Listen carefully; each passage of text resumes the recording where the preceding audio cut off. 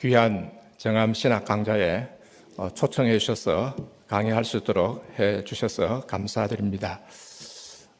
제가 전에 2011년에 정암 신학 강좌에 와서 박윤선 박사의 복음 이해에 대해서 강의한 적이 있었는데 참으로 저에게는 감동이었고 또 영광스러운 기회였습니다. 합신의 분위기가 참 좋았던 것으로 기억을 합니다. 11년이 지났는데 오늘 다시 이 요한계시록 강좌에 초청해 주셔서 감사를 드립니다. 이 자리에 서면서 두 가지 마음이 드는데 첫째는 박윤선 박사의 요한계시록 주석과 그의 신학에 대해서 참 바른 견해가 무엇인지를 말할 수 있는 기회를 가지게 되어서 큰 영광으로 생각합니다. 그리고 또 두 번째는 그런데 과연 제가 올바르게 평가하고 진리를 잘 드러낼 수 있을까 하는 그런 염려도 있습니다. 그날 시간 제가 참 오직 하나님의 말씀의 진리를 바로 드러내기 위해서 또 박윤선 박사님의 요한계시록 주석에 대해서 최선을 다해서 가장 공정하게 올바르게 제 나름대로 평가를 하도록 노력을 하겠습니다. 자, 오늘 강의의 제목은 박윤선 박사의 요한계시록 주석과 개혁신학인데 박윤선 박사의 요한계시록 주석 이것은 그의 20권으로 되어 있는 신구약 성경 주석 전체 주석 중에서 제일 처음으로 출간한 것입니다. 1949년 4월에 출간했는데 부산에 있을 때 고려신학교에서 출간했습니다. 그 원고 작업은 대부분 만주의 안산에 있을 때 한 것으로 알려져 있습니다. 자, 그래서 그의 이 첫 번째 주석이고 또 성경 전체 중에서도 아주 사랑하신, 그래서 전체를 다 암송하신 그 책이 요한계시록인데 박윤선 박사의 요한계시록에 대한 입장은 무엇인가? 해석 원리는 무엇인가? 그리고 박윤선 박사의 이 요한계시록 주석 그 해석이 개혁신학 또는 개혁주의 주석과들과의 관계가 어떻게 되는가? 그리고 이 박윤선 박사의 주석은 오늘날 신학자들의 견해와 어떤 점이 같으며 어떤 점이 다른가? 그런 점에서 박윤선 박사의 요한계시록 주석이 오늘날 우리에게 가진 의미는 무엇인가? 이런 것에 초점을 두고 살펴보도록 하겠습니다. 자, 첫째로 요한계시록의 해석 원리. 자, 이 부분은 간단하게 넘어가겠습니다. 잘 알려진 대로 박윤선 박사의 요한계시록에 대한 입장은 전천년설로 알려져 있습니다. 박윤선 박사님은 이것을 천년기 전설이라 이렇게 부르시는데 예수님의 재림 후에 천년왕국이 임한다. 이것은 당시에 그리고 오늘날도 상당히 그렇습니다만은 한국 교회의 그런 대표적인 일반적인 견해였고 이것은 미국의 선교사들이 또 그렇게 가르쳐 줬기 때문에 그런 것이기도 하고 또 일제 강점기를 지나면서 어려운 상황에서 이 땅의 천년왕국을 고대한 그런 점도 있었습니다.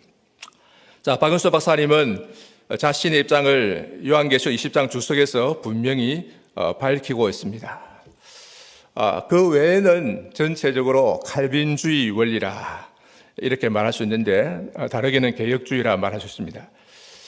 박윤선 박사님은 자신의 이 해석 원리를 이 칼빈주의 원리라 이것을 각 주석의 머리말에서 분명히 밝히고 있습니다. 자, 1949년 4월에 요한계시록 주석을 출간하시면서 그 파수꾼이라는 잡지에 그 끝머리에 소개글이 실려 있습니다. 계시록 주석 출간에 제하여 라는 그런 홍보성 소개글이 있는데 거기에서 박윤선 박사님은 개혁주의 해석 원리를 따랐다.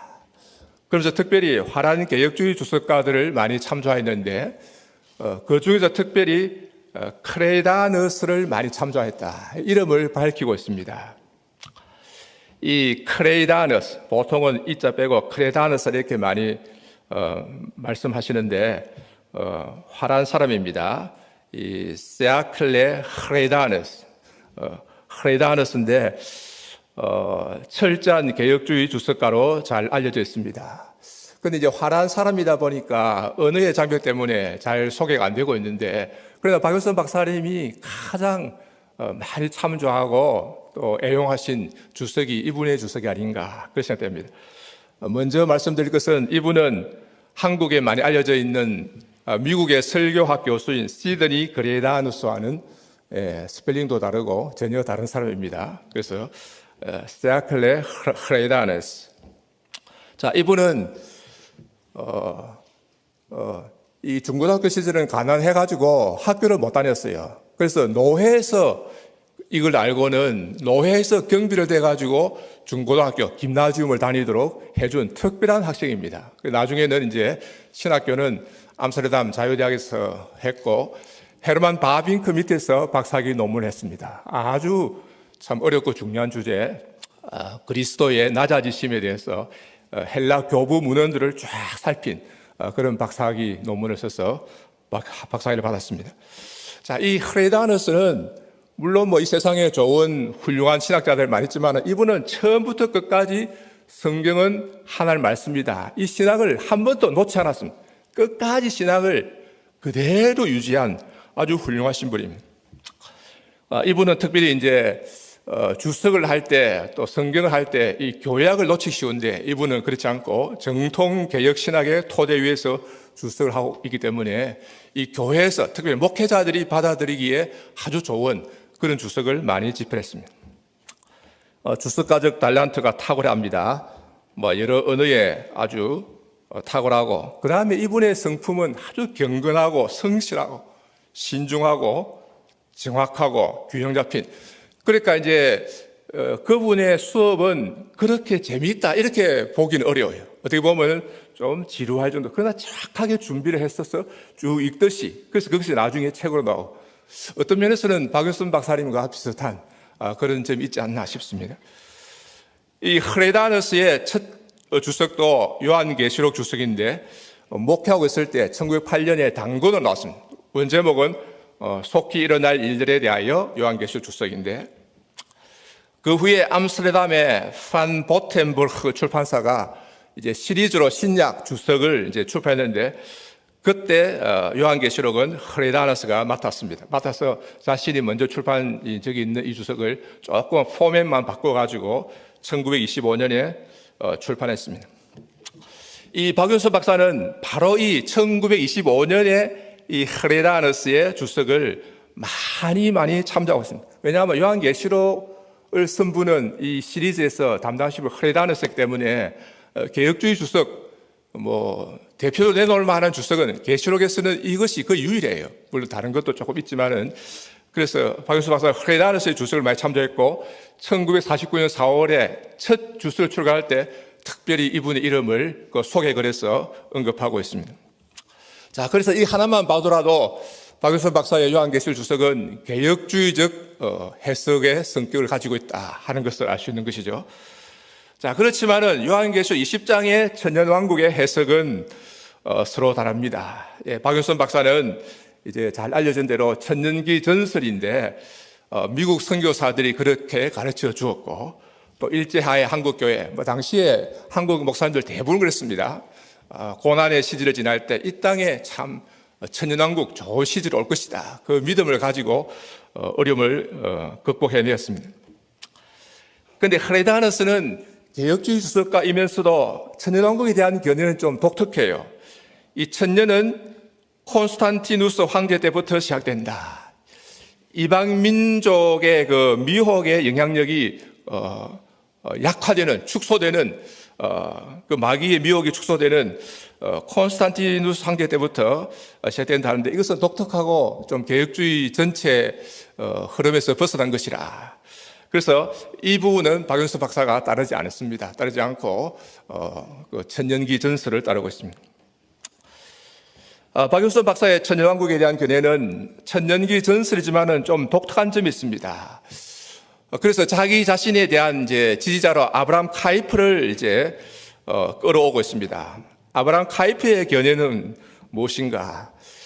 원래는 이 full ending, 이 완성이라는 의미인데, 최후 완성이라는 의미인데, 이게 영어로 번역된 부분이 있습니다. 부분적으로 제4권의 부분이 영어로 번역되는데, 성요한의 계시란 제목으로 번역되는데, 여기서 이제 참조하고 있는데, 아브라함 카이프의 견해는 개혁주의 신학자이면서도 재림 후에 천년왕국이 있다. 이 전천년설 입장을 취해요. 독특합니다.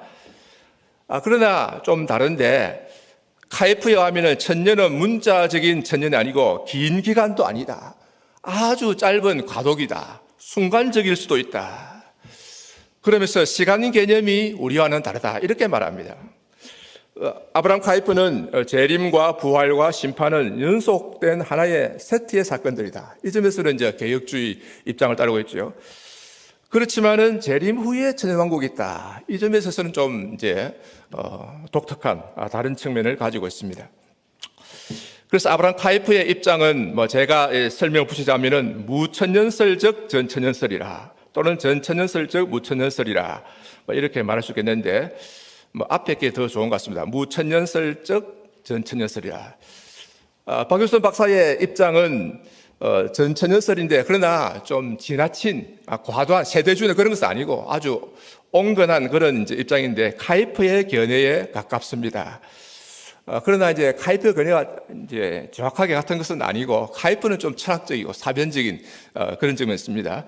그러니까 박윤선 박사는 이 천년의 기간을 상징을 보지만은 조금 기간에 대해서는 신축성을 용인한다면은 문제될 것이 없겠다 이렇게 말씀하시지만은 그 아브라함 카이프는 한 순간일 수도 있다 이렇기 때문에 조금 차이는 있습니다. 자, 이것을 제외하고는 요한계시록 전체 해석 원리는 개혁주의다, 칼빈주의다 이렇게 말할 수 있겠습니다. 요한계시록의 각 구절 해석에 들어가면은 박윤서 박사의 주석에서 약간 미래주의적인 그런 경향도 발견할 수 있습니다. 예를 들면 아마겟돈 전쟁에 대해서 또 하나의 세계대전이다. 3차 세계대전이 아닌가 생각한다. 앞에서는 되게 영적으로 잘 보시다가 이분에 와서는 조금 문자적으로 보시는 경향이 있고 또 미래주의적으로 물론 우리도 미래의 사건으로 볼 수 있습니다만 그러나 영적 전쟁을 보면은 이 세상이 교회를 공격할 이 전쟁은 이미 일어나고 있다. 어떤 면에서는 예수님 초림 때부터 계속 진행되어 오고 있는데 마지막에 가면 아주 격렬하게 되고 아주 최후의 발악이 있을 것이다. 이렇게 볼 수 있는데 조금 전체적으로 미래주의적 경향을 띠고 있습니다. 자, 그러면 이제 아무래도 강론에 들어가서 보는 것이 더 유익할 줄로 생각됩니다. 자, 그래서 성경 구절에 들어가서 대표적인 구절을 살펴보겠는데, 자, 두 번째로 구름을 타고 오시리라 1장 7절입니다. 사도 요한이 말합니다. 볼지어다 그가 구름을 타고 오시리라. 각 사람의 눈이 그를 보겠고 그를 찌른 자들도 볼 것이요 땅에 있는 모든 족속이 그로 말미암아 애곡하리니 그러하리라. 아멘. 자, 이 1장 7절에 대해서 박윤선 박사의 주석에 보면은 당연히 이거는 재림을 가리킨다 이렇게 말하고 있습니다. 한국 교회가 전통적으로 다 그랬습니다. 의심의 여지가 없어요. 그래서 여기에 대해서 특별히 이래저래 논란 자체가 없습니다. 그냥 종말적 내림이다.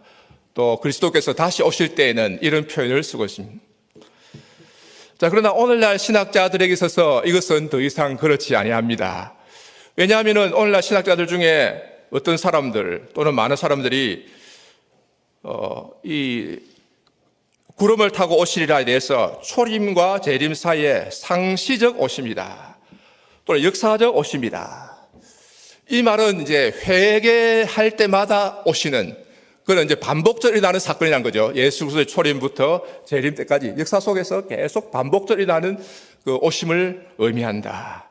이렇게 주장하는 견해가 한국에 많이 있습니다. 많이 있다고 말해야 되겠죠.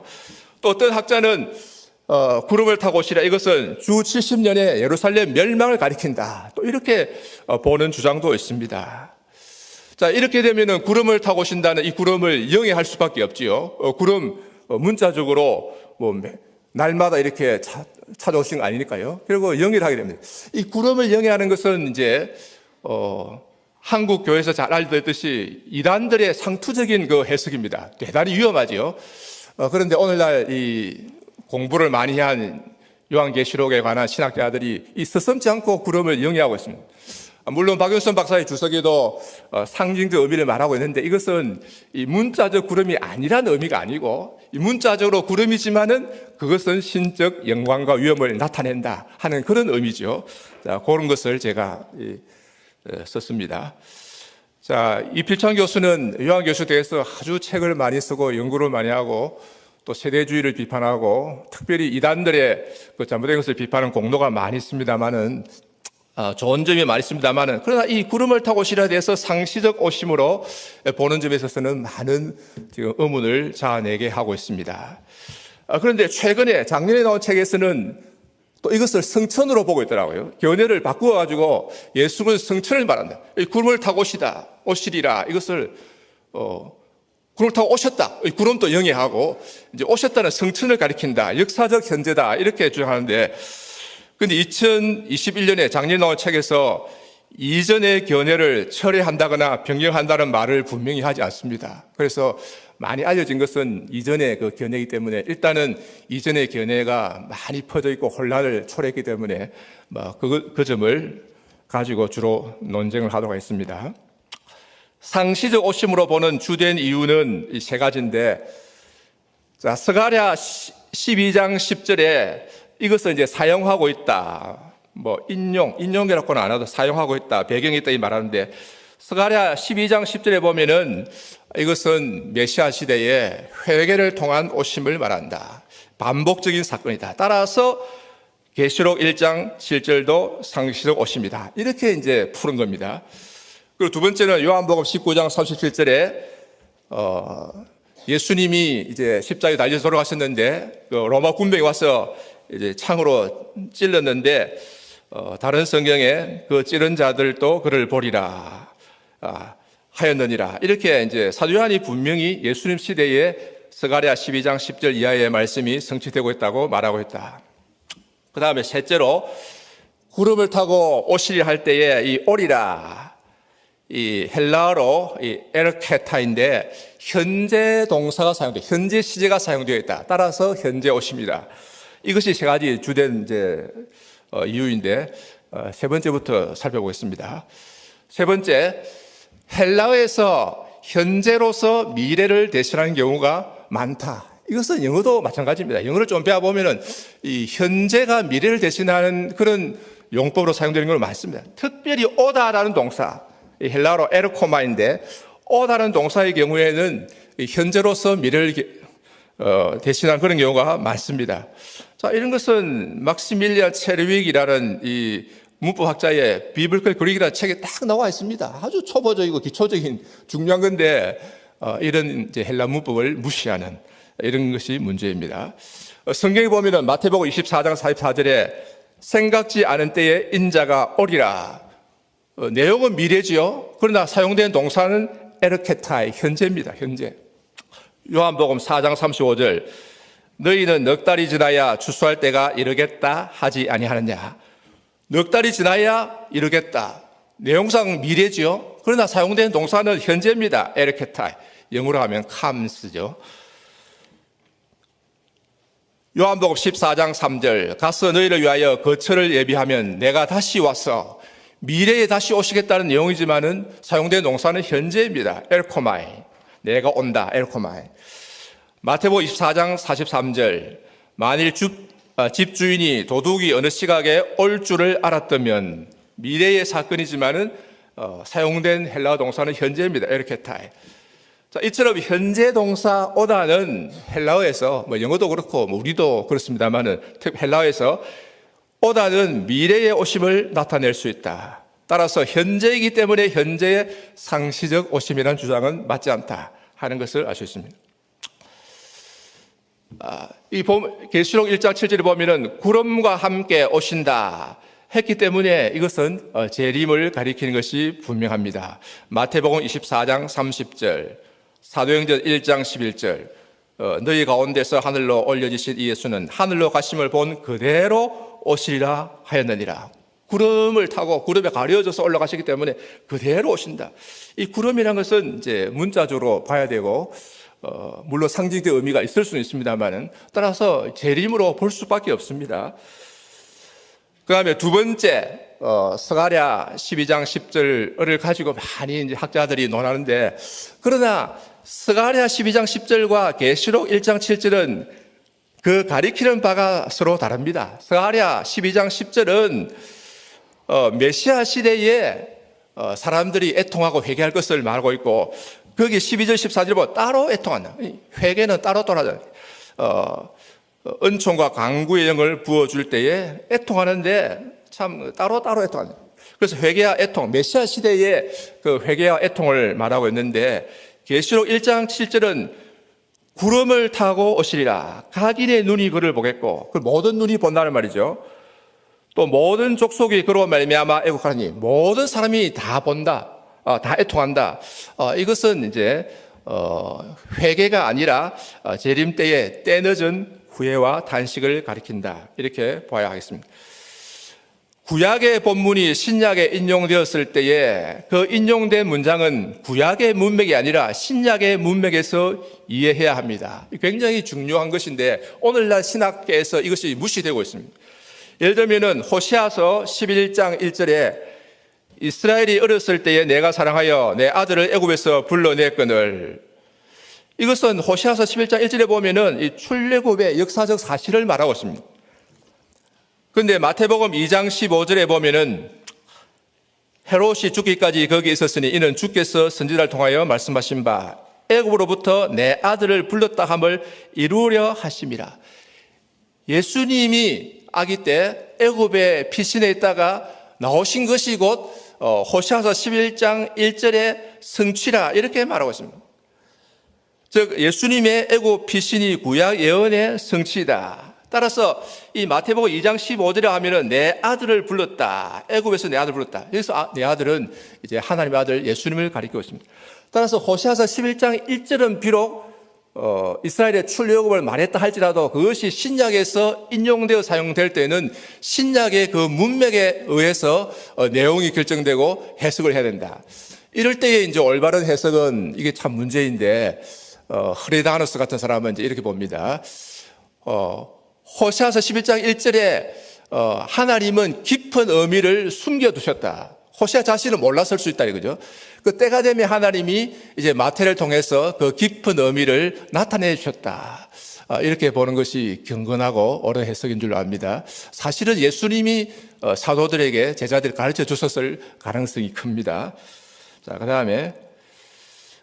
다음에 또 다니엘서 7장 13절을 많이 말하고 있는데, 저는 이제 오늘날 신학계가 다니엘서 7장 13절의 인자 같으니 이걸 가지고 많이 말하는 것에 대해서 많은 의문이 있습니다. 지금 시간이 없기 때문에 넘어가겠는데, 서로 다릅니다.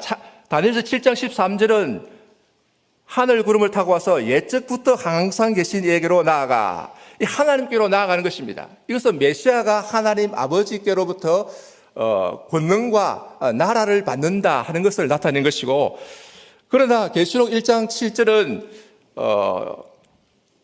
예수님이 구름을 타고 오신다. 땅에 있는 사람들이 오십니다. 그러니까 서로 다르죠. 그리고 구름을 타고 오시기 때문에 이것은 재림을 가리킨다. 그래서 서로 가리키는 바가 다르다, 이렇게 봐야 되겠습니다. 그 다음에 요한복음 19장 37절, 이것도 마찬가지입니다.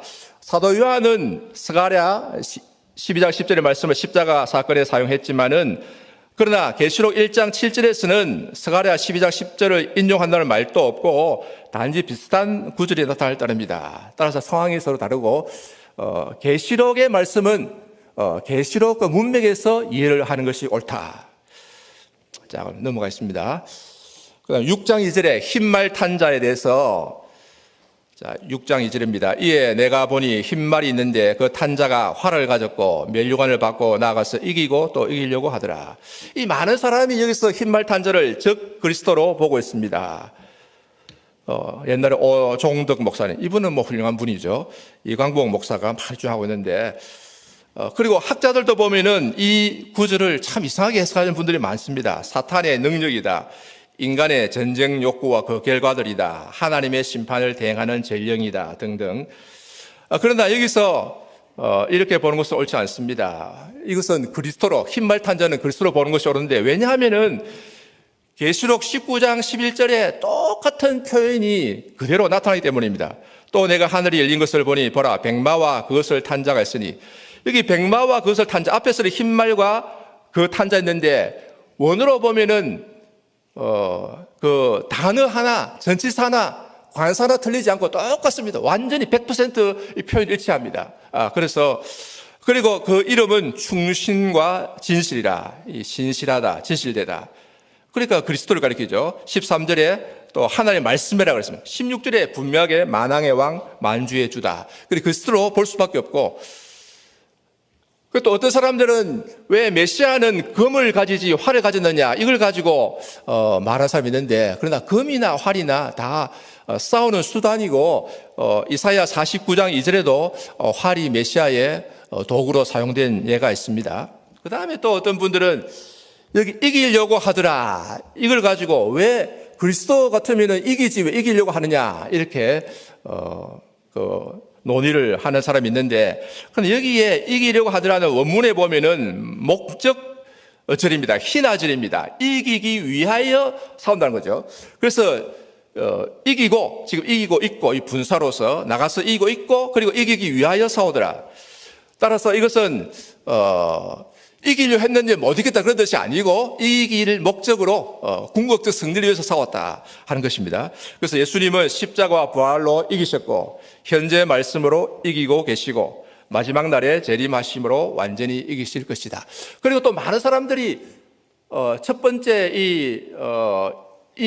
이것은 재앙이기 때문에 재앙을 선포하는 전령이다 이렇게 보는데, 첫 번째 그것이 재앙이라는 게 성경은 없습니다.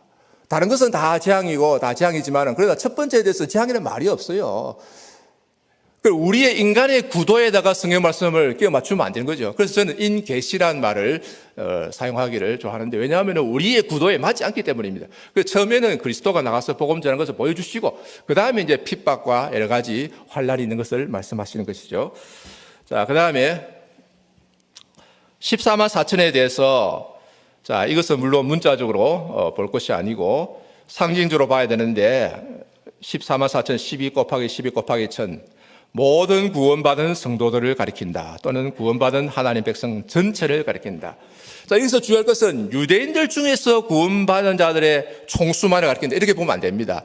그러니까 각 나라와 방언과 족속과 민족에서 나오는 큰 무리, 그것하고 다른 그룹이 아니고 같은 그룹인데, 한 번은 이스라엘 지파를 빌어서 표현하고 한 번은 이제 큰 무리를 통해서 표현하셨다, 이렇게 봐야 됩니다. 그래서 유대인들과 이방인들 가운데서 구원받은 자들의 총수. 자, 박윤선 박사님은 이 점에 대해서 아주 분명하게 올바르게 잘 보고 계십니다. 자, 이렇게 보는 해석이 옳은 것은 계시록 14장 3절이 말하고 있는데, 자, 거기 보면은 땅에서 속량함을 받은 14만 4천 밖에는 이 노래를 배울 자가 없더라.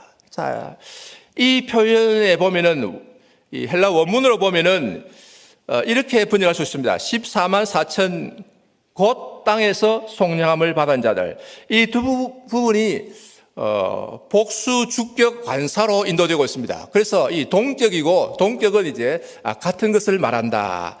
즉 14만 4천이 곧 땅에서 속량을 받은 자들이다 하는 것을 성경 자체가 말하고 있다. 땅에서 했기 때문에 유대인들 중에서만, 또 이방인들 중에서만이 아니고 온 세상에서 구원받은 자들 전체. 그런데 흐레다누스는 이 부분에서 조금 약간 오해를 하고 있는데, 흐레다누스는 다 잘 나가다, 여기서는 택함 받은 자들 중에 택함 받은 자들. 왜 이렇게 보는가 하면 특별히 허신된 자를 보는, 왜냐하면 4절에 첫 열매를 좁게 이해했기 때문에, 첫 열매라 했는데 첫 열매는 많은 이어서 수확하는 것의 처음이잖아요. 그러니까 이게 특출한 성도들로 보는데, 그러나 이 첫 열매라 말하는 그런 의미가 있는 것이 아니고 하나님께 바쳐진 것이다, 성물이다 하는 그런 의미도 있습니다. 예레미야 2장 3절에 이스라엘은 여호와를 위한 성물, 곧 그의 소산 중 첫 열매이니, 그래서 하나님께 바친 첫 열매다. 이스라엘이, 즉 이스라엘 전체가 첫 열매다. 따라서 이 전체로 다 봐야 되는 거죠. 야고보서 1장 18절도 그렇습니다. 그가 그 피조물 중에 우리로 한 첫 열매가 되게 하시려고. 그래서 우리 전체가 첫 열매다. 그래서 이 점에서는 박윤서 박사가 첫 열매를 너무 좁게 이해했는데, 그러나 박윤서 박사는 이 허례다운 수를 따르면서도 존중하면서도 이분은 따르지 아니하고 모든 구원 얻은 성도들이다, 이렇게 바르게 잘 보고 있습니다. 자, 42달, 1260일, 3년 반. 자, 이것은 이제 환란 기간을 가리킵니다. 1260일도 3년 반. 3년 반은 왜냐하면은 7의 절반이 3년 반이거든요. 그래서 환란 기간. 이 환란 기간은 또한 복음 전파 기간이고 또한 하나님의 보호와 양육 기간이다. 그럼 7년 대환란이 있느냐? 7년 대환란을 많이 말하고, 미국의 목사들, 신학자들 대부분, 상당 부분이 7년 대환란 가지고 언제 휴가 있느냐 서로 싸우고 있는데, 한마디로 문자적으로 7년 대환란, 그런 것은 없습니다. 환란이 없다는 말이 아니고 문자적으로 7년 대환란이라는 이런 표현도 없고 내용도 없습니다. 아담의 타락 후에 항상 환란이 있어 왔습니다. 그리고 때때로 큰 환란이 있었습니다. 예루살렘 멸망 직전에 큰 환란이 있다. 전에도 없었고 후에도 없을 것이라. 그 대환란 아닙니까? 야곱 때에 애굽과 온 가나안 땅에 흉년이 들어 큰 환란이 있었다. 대환란 아닙니까? 느헤미야 때에도 예루살렘에 거하는 사람들 큰 환란을 겪고 있었고, 또 주 1세기는 도미티아누스 때 큰 환란이 있었습니다. 그래서 때때로 큰 환란이 있는데 문자적으로 7년 반 이런 것은 아니다.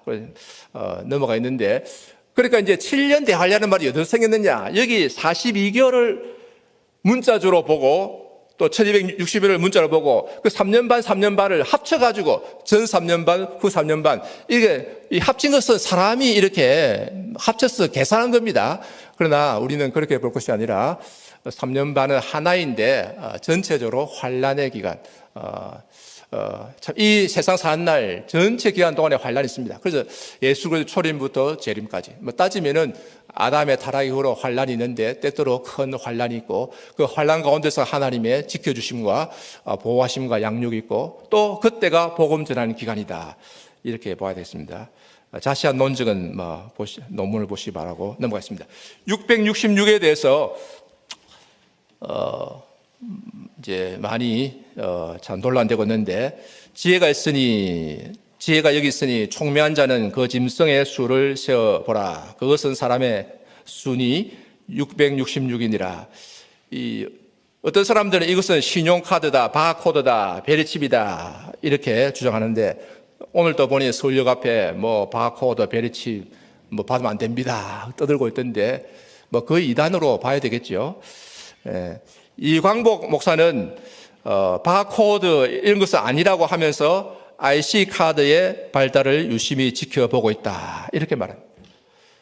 그 IC카드가 내나 신용카드 아닙니까? 마그네틱 쓰다가 IC카드인데 그 신용카드는 아니고 IC카드의 발달을 유심히 지켜보고 있다. 그렇다고 말하지 않았지만은 그러나 조금 이분이 IC카드가 뭔지 잘 이해를 못하신 거 아닌가, 이런 생각이 듭니다. 그런데 이제 현대 신학자들은 666에 대해서 네로 황제로 보기를 아주 즐겨하고, 대부분의 소위 유명한 신학자들은 다 네로 황제로 보고 있습니다. 왜냐하면 히브리어로 네론 케사르, 이 알파벳 이것이 다 숫자 가치를 가지고 있는데, 그 합산을 하면은 666이 됩니다. 자, 간단하게 이 문제점을 지적하겠습니다. 이것은 옳지 않다고 보는데, 첫째로 왜 히브리어로 바꾸어서 계산을 하느냐? 지금 요한은 헬라어로 쓰고 있습니다. 그리고 이 편지를 받는 사람들도 헬라어로 이렇게 읽고 있습니다. 대부분은 헬라어를 쓰는 이방인들입니다. 유대인들도 있었다 하지만 1세기 말에 유대인의 그 비율은 얼마 되지 않았을 것으로 봅니다.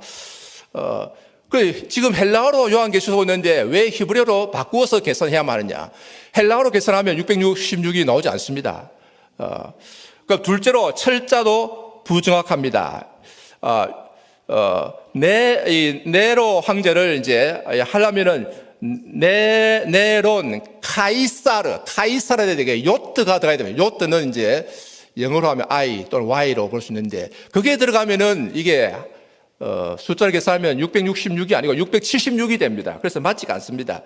그래서 물론 학자들은 이제 네론 카이사르가 아니고 네론 케사르라는 철자도 발견되었다지만 그것은 매우 예외적인 케이스고 통상적인 철자법으로는 맞지 않다. 셋째, 네론은 이미 죽고 없었는데 두려워할 이유가 없다. 요한계시록의 기록은 여러 가지로 볼 때 주 95년, 96년 경으로 볼 수 있습니다. 다르게 주장하는 사람도 있지만은 그러나 많은 자료와 합리적인 그 논리가 이제 95년 또는 96년을 가리키는데 거의 일치하고 있습니다.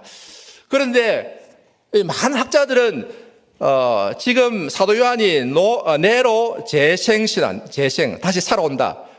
네로 부활 신화를 여기서 사용하고 있다 하는데, 또는 네로가 귀환한다는 전설. 당시에 로마 지역의 사람들이 네로는 죽었지만은, 자살했지만은 다시 살아서 돌아올 것이다. 그러면 복수할 것이다. 이것을 두려워 떨었다는데, 글쎄요. 그 외경에 그런 게 좀 나온다고 했어요. 과연 로마 지역 사람들이 정말로 그렇게 무서워했을까요? 저는 상당히 회의적입니다. 그리고 설령 그런 것이 있다고 할지라도 사도 요한이 그런 신화나 사실에 맞지도 않는 신화나 전설을 여기에 사도 요한이 요한계시록에 사용했다. 저는 보지 않습니다.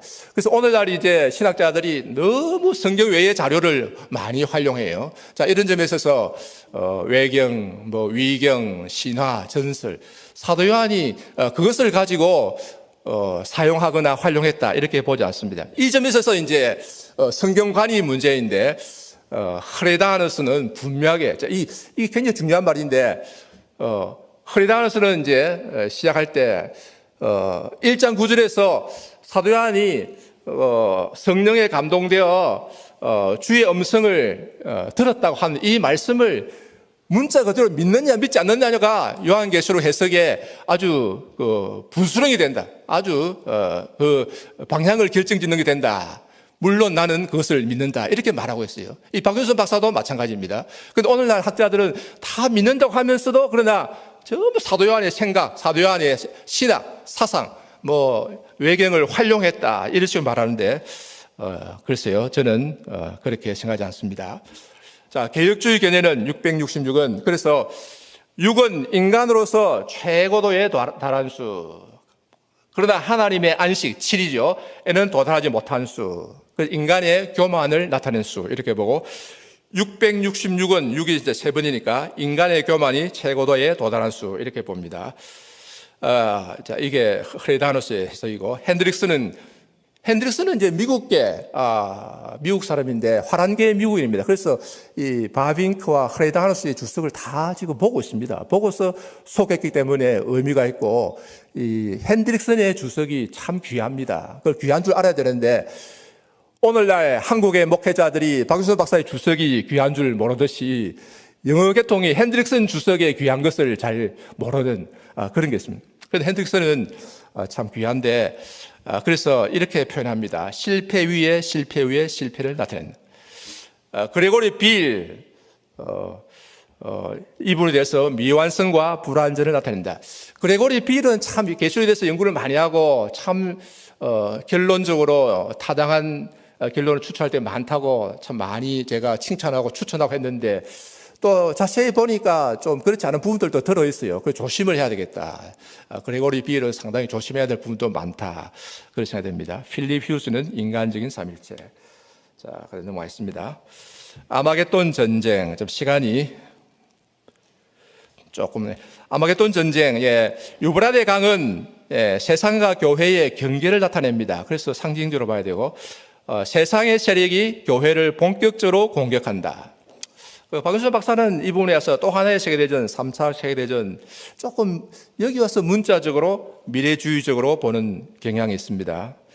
자, 넘어가겠습니다. 자, 1000년 동안 왕도를 할 것이다. 중요한데, 빨리 넘어가야 되겠습니다.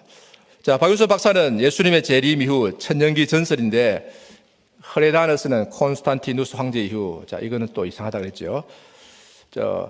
개혁교회 목사인데 판드캄프 은퇴했습니다만은 사탄의 활동이 중단되는 부분적 기관들의 총합, 초시간적이다. 자, 이런 것들도 좀 벗어나는 것입니다.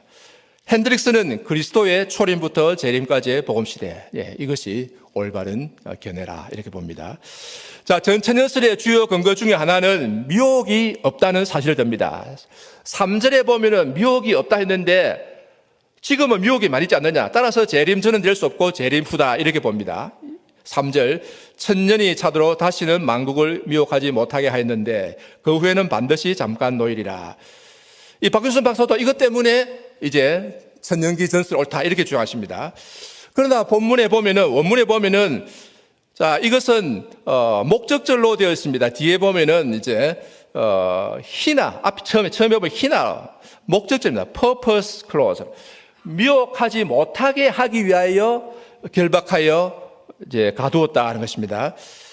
그래서 이 3절이 말하는 것은 미혹이 없다는 사실을 말하는 것이 아니라 미혹하지 못하도록 하기 위하여 결박하고 하여 이제 임봉하였다 하는 것입니다. 그 마귀를 결박한 목적을 말하고 있습니다. 궁극적으로 미혹하지 못하게 하기 위한 목적으로 결박하여 봉인하였다. 히브리서 2장 14절에 보면은 죽음을 통하여 죽음의 세력을 잡은 자, 곧 마귀를 멸하시며 이 하나님의 아들이 혈과 육으로 나타나신 그 목적입니다. 목적은 마귀를 멸하시며 했는데 지금 마귀를 멸했습니까? 마귀를 멸했다는 것이 아니라 마귀를 멸하기 위한 목적으로 예수님이 혈과 육이, 즉 온전한 사람이 되셔서 이 땅에 나타나셨다는 것입니다. 그래서 멸하기 위하여 아직 멸한 것이 아닙니다. 요한 1서 3장 8절에 하나님의 아들이 나타나신 것은 마귀의 일을 멸하려 하십니다. 여기도 희나 목적절입니다. 마귀의 일들을 파괴하기 위하여. 지금 다 파괴됐다는 말이 아닙니다. 목적절입니다. 그런데 전천년주의자들은 이 목적절을 사실로 잘못 이해하여 현재 이 세상에는 미혹이 있으니 마귀가 결박된 것이 아니고 재림 후에라야 미혹이 없다고 생각하고 있습니다.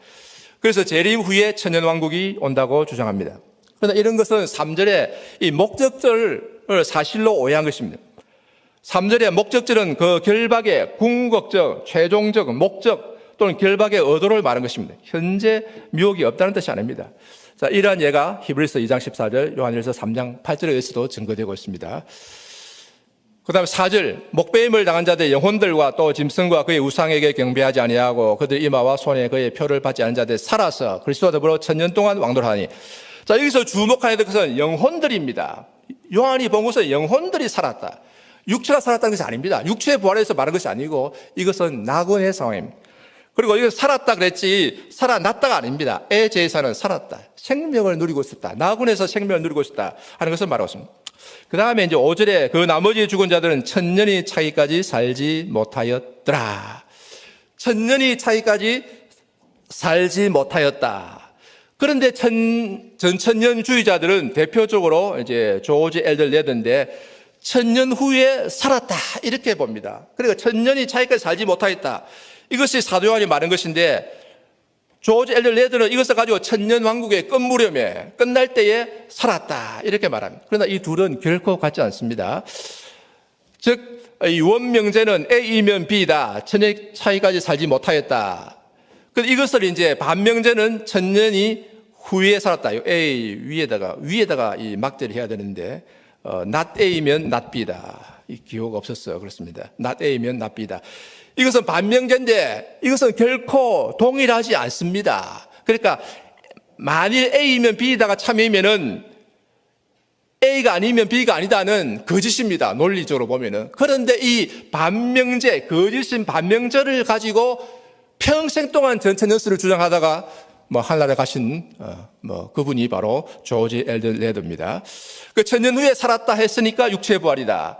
그러면은 천년왕국의 시작에도 똑같은 단어가 있으니까 육체의 부활을 가리킨다. 따라서 천년왕국은 예수님의 재림 후에 있다. 이렇게 이제 주장합니다.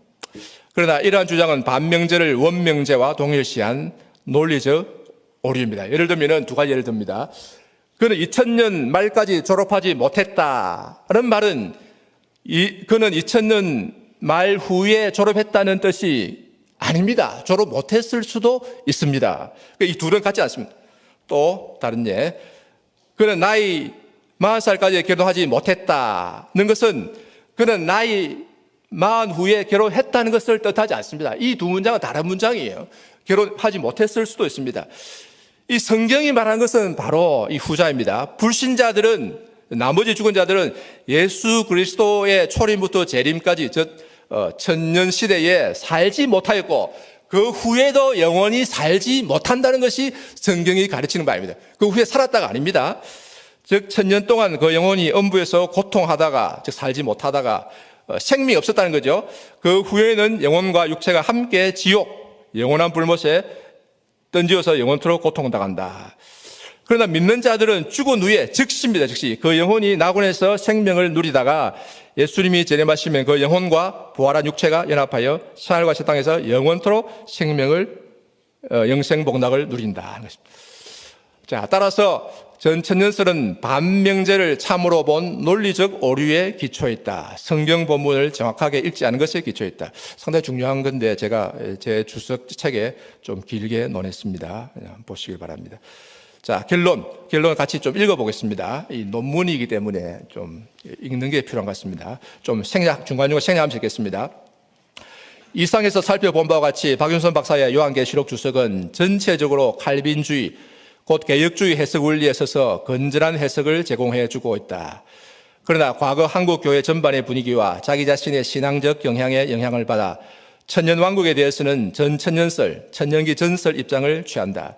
그러나 요한계시록 20장의 천년왕국에 대해서만 이런 견해를 분명히 취할 뿐 다른 부분에서는 대부분 개혁주의 견해를 따르고 있다.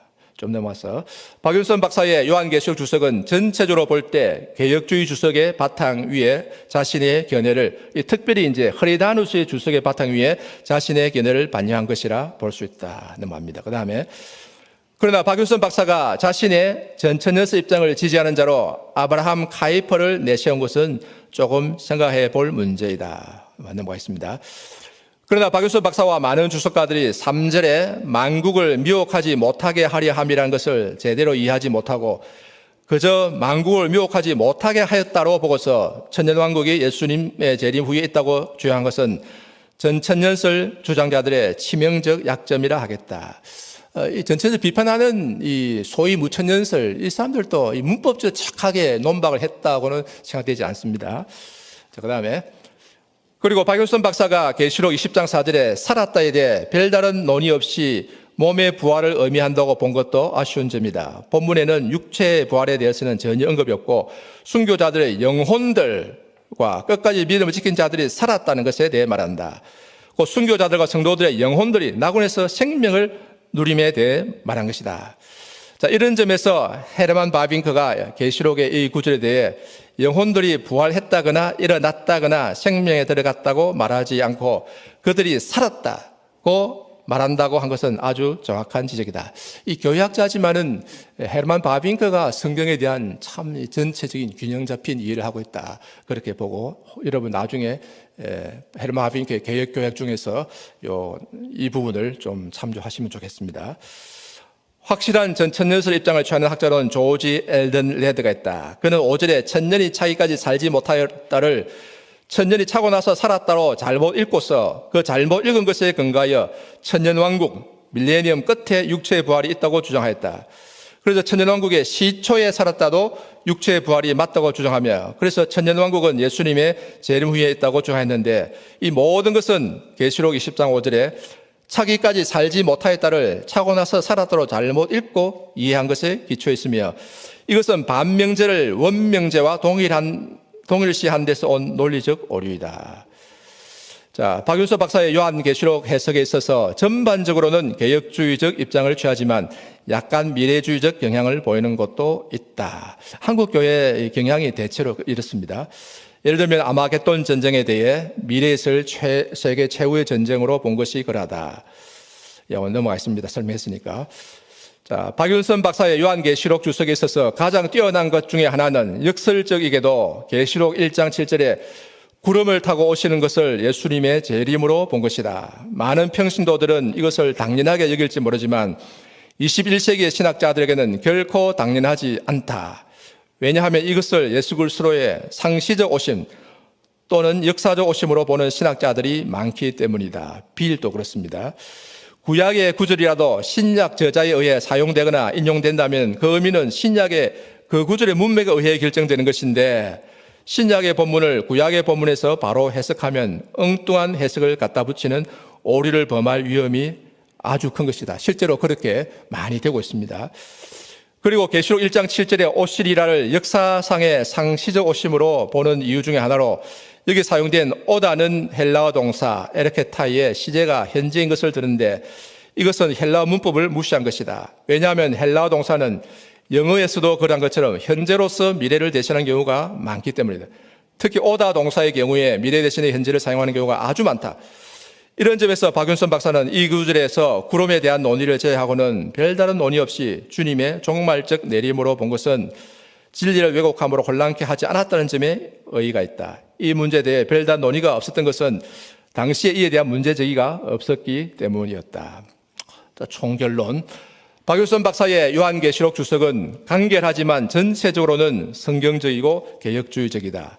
많은 부분에서 자세한 설명이 없는 것이 오늘날 우리 입장에서 볼 때 아쉬운 점이긴 하지만 당시 한국 교회 상황으로 볼 때는 불가피한 측면도 있다. 당시의 목회자들에게 빨리빨리 성경 전체에 대한 해석을 제공해야 되기 때문에 이렇게 문제 제기되지 않는 것을 길게 논할 수가 없었던 것이죠. 결론적으로 박윤선 박사는 요한계시록 주석에서 한국 교회의 전통적 신앙을 따라 천년왕국에 대해 전천년설 입장을 취하면서도 세대주의나 과도한 미래주의적 입장을 피하고 대체로 건전한 개혁주의적 견해를 제시한다. 이에는 성경을 정확무호한 하나님의 말씀으로 믿고 존중한 것과 성경은 성경으로 해석한다는 개혁주의 해석 원리를 철저히 따른 것이 크게 작용했다. 그런 점에서 그가 외경이나 위경, 전설이나 신화 등은 신용할 수 없는 것으로 정경인 요한계시록에 비교할 수 없다고 분명하게 배척한 것이 오늘날 우리에게 돋보인다. 다만 박윤선 박사의 주석이 나온 지 오랜 세월이 지났으므로 너무 간단하고 설명이 없는 부분이 있는 것과 오늘날 논란되는 것들을 다루지 못한 것들이 많은 것은 아쉬움으로 남는다. 그리고 종종 좀 더 치밀한 논증을 제공해 주었으면 하는 바람은 있다. 그러나 이런 것들은 오늘날 우리가 감당해야 할 몫이다. 박윤선 박사는 그 시대에 자신에게 주어진 사명을 최선을 다해 감당한 하나님의 종으로서 우리가 기억하고 평가해야 할 것이다.